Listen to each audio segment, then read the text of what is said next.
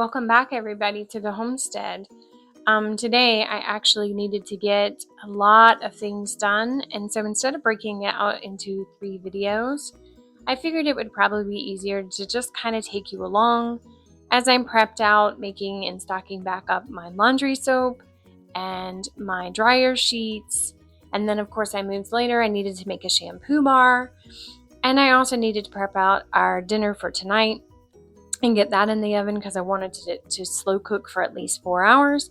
And I had a time crunch because, while I was off work today, I still needed to log back on for a meeting that I wasn't able to miss. And so I tried to squeeze all of this into my day. So what I started with was my laundry soap because it's very basic, very easy to do. So I'm just kind of throwing all this in the jar, little bits at a time. I'll put the recipe below for you guys if you're interested to make this yourself. But it's actually a very basic recipe of washing powder, baking soda, Epsom salt, and then just a normal salt. And don't use the iodized salt, just use regular white salt. And then, of course, the great thing about it is if you're making it yourself, you get the choice of whatever essential oil that you want to put in there. So then your laundry smells how you want. And of course, when you make your dryer sheets, you can match the scent accordingly. And then, for us girls, everything smells fresh and clean and pretty. If you prefer not to have it scented, of course, you can always leave the scent out. And then, really the dryer sheets, you wouldn't need to put a scent on them either. They actually, all the vinegar base and everything would come out of them. So it would just smell clean, right, with no odor. So all I'm doing here is just mixing everything up together. Probably got 1,000 thoughts on my mind, trying to organize everything that I need to do for the day and keeping an eye on the clock to make sure I make it to that 12 o'clock call. Who schedules lunchtime meetings? They're monsters, especially on Fridays, but here we are. So I'm just going to kind of keep mixing this all together. And then there's some clumps in there I'm going to break down so that way it's evenly distributed.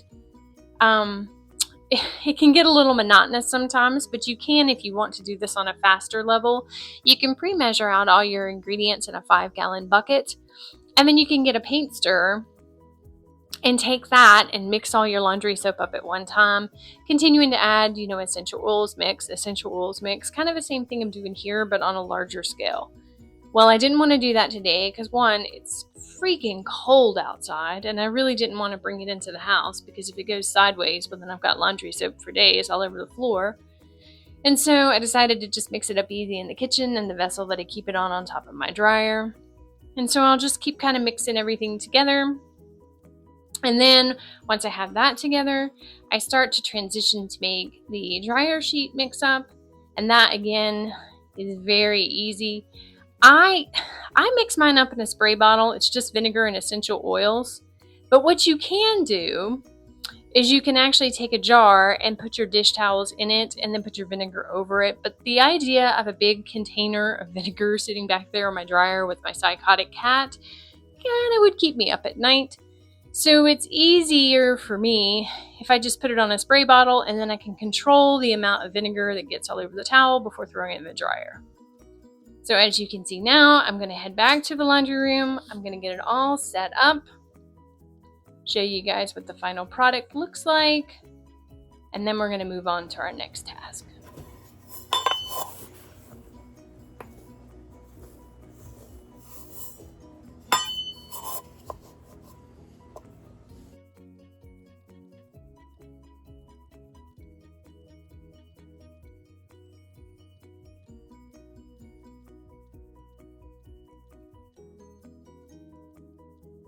So like I said, I needed to stock this store back up with a shampoo bar. I was running low on the rosemary and lavender one.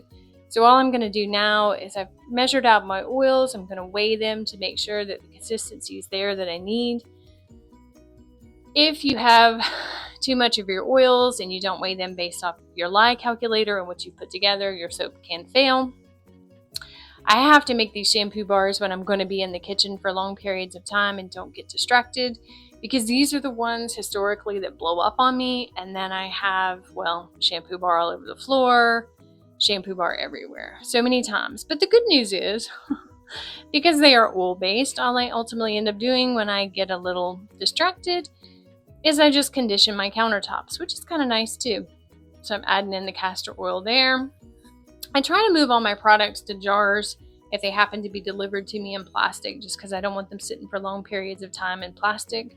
We're going to let this cook for about the same 45-minute period that we did for all my other soaps. We're just going to clean things up here and get it all back together. I find it so much easier if I just kind of clean as I go. Now we're going to measure out our water and our lye and put all that together. And usually it takes, about 45 minutes for this to kind of all cook down, the oils and stuff to melt down, and the lye to kind of cool down to a temperature. Now again, this is a hot process soap. So in a hot process soap, you don't really need to pay attention to your temperature of your oil and your temperature of your lye. You can mix them together at any point. As long as you hit trace when you mix them, they should be just fine. So I'm going to get this all mixed up. And then I wait, I come back. Everything's been sitting for a minute. Everything's melted down beautifully. So we're just going to add our lye to the pot. Hook up our immersion blender and then blend until we have trace.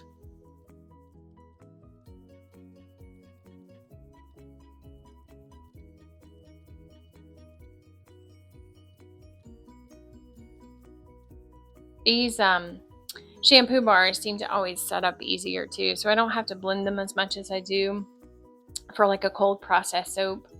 The coffee soap actually takes a little while to set up too. I don't know if it's because the coffee base in it. But we get this all mixed to trace. We're going to put the top back on. I'm going to set the timer for about 40 minutes on the stove, and then we'll be back.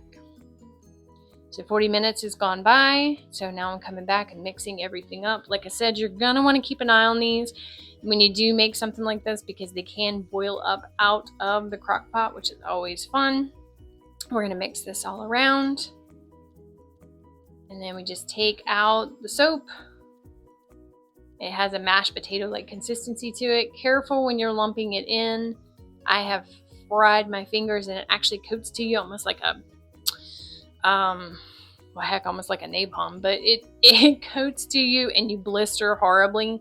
So as you can see, it's getting heavy. So I sat it down, just putting all the soap in the container in my mold. And we're going to mix it. There we go. Now always put the top back on, because as those essential oils kind of gas off, if you're making too many of them, it can kind of make the house smell. Now I needed to prep out dinner. Tonight we're having a pot roast. So I'm going to take the, the pot roast, and I'm going to sear it in a cast iron pan. I've got my beef broth kind of mixing up over there with my homemade bouillon cubes. So I'm going ahead and dissolving them down, because I don't want to just put water on my roast. I think if you add something with flavor, it's always helpful. I'm going to uncover the meat. And we're going to sear this one nicely on both sides to try to seal in the juices.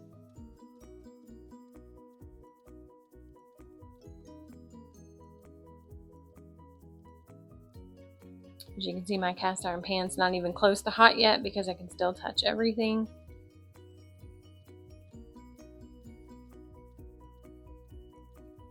Again, cleaning as we go.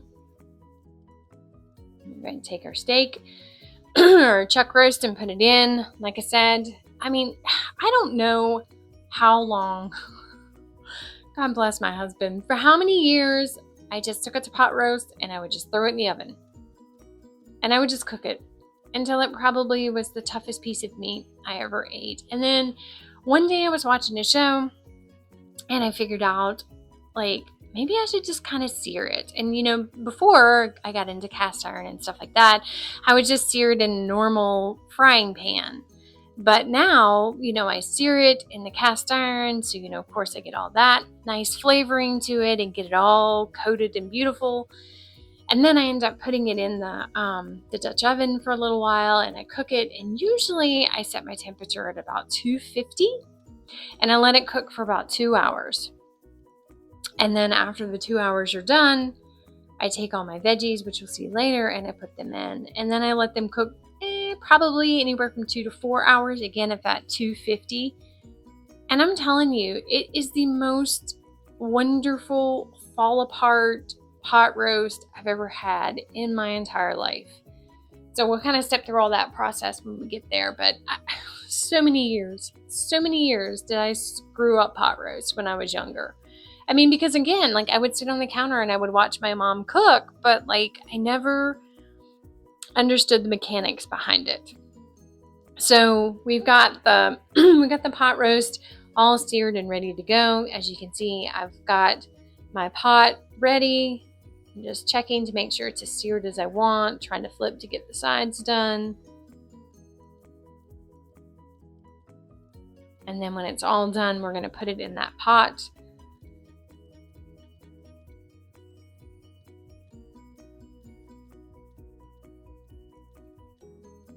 And so, yeah, see how nice and seared that is.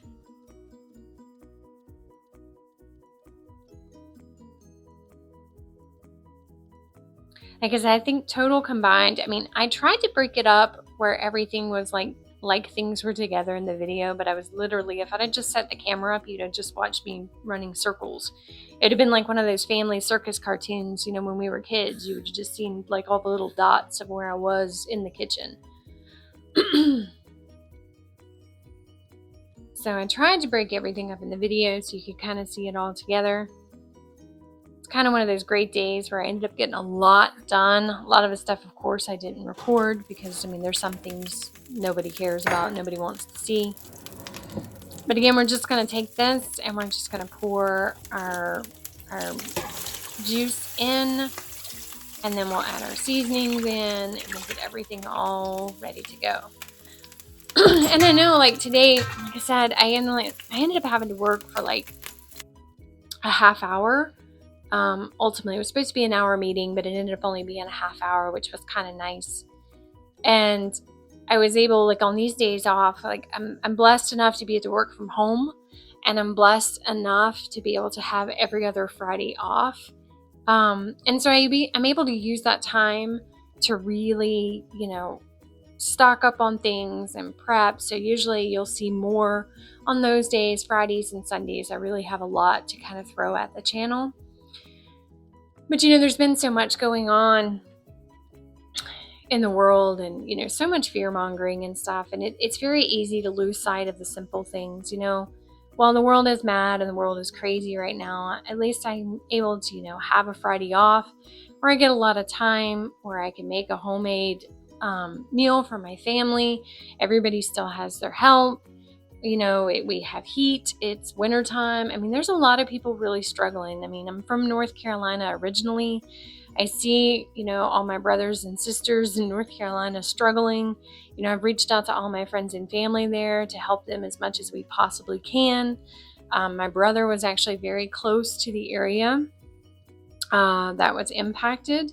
Thank goodness he was so far enough away that he didn't get any direct impact, but he was close enough, right, that he's feeling residuals from it. So in these days, right, you're kind of, you think about it and you're like, you know, I'm not going to operate in fear. I'm just going to kind of keep doing my thing, and I'm going to keep making my soaps, and I'm going to keep prepping, and nothing's changed, right? Like, yeah, the world's going crazy. Yeah, it's one thing after another. But really, for me, nothing has changed at this very moment in time. And I'm not going to react like something has changed, right? I'm not going to operate in fear. I'm going to continue to prep like I've always prepped. I'm going to continue to can like I've always canned. And I always have to remember, right? Like the good book says, we were made for a time such as this. And so we just keep going along. And we just keep plugging, and we just keep thinking, and we just keep learning, and we just keep trying. And every day we try to be better than we were yesterday, right? We're only competing against ourselves. I'm not trying to keep up with anybody else. I don't want to keep up with anybody else. I just want to do better today than I did yesterday. And tomorrow, learn something new that I didn't know today. So that gives me hope and peace, and I'm quite very thankful. But of course, all of my friends and family in North Carolina are still in my prayers and thoughts. But it was one of those days that I really reflected while I was kind of moving around the house about like just how blessed I am, right? It's very easy to get mixed up in the emotions and think about all the things that are going on and grumbling when our kids get on our nerves or things didn't go the way we wanted them to go. But in the end, I mean, you have to look at the blessings. And the blessings are that they're all different for each one of us, and we all kind of take stock in them about what's important and what's not important. But the best part of it all is everybody looks different. You know, you're not going to cook your pot roast like I cook mine. You probably don't make your soap like I do mine. You probably don't wash your dishes like I do mine, right? We're all different, and that's the beauty of it all. So I'm just finishing this up. Of course, in this timeline, it's been 2 hours. So I'm coming back and adding the veggies for the last little bit. I don't know if you noticed the burn mark on my pot holder, but there was a cast iron incident. Apparently that was not a cast iron safe pot holder, but we just keep going on. I was really sad. I didn't have any organic onions and I'd run out. I didn't want to go out and get any onions and kind of delay the process even more. So thank goodness in a prepared mindset, right? I had already dehydrated some onions, so I had those available that I could just sprinkle in. It's not the same, but it's better than nothing. It's a great thing about being prepared. So now we're just going to kind of close everything up and clean up. But it was a great day. I mean, really, at the end of everything, it was a great day. I can't complain about anything. Wouldn't change anything if I did.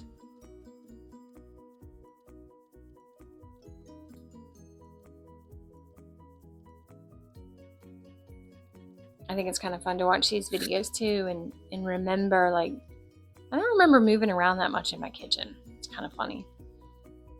And cleaning as you go is really the key.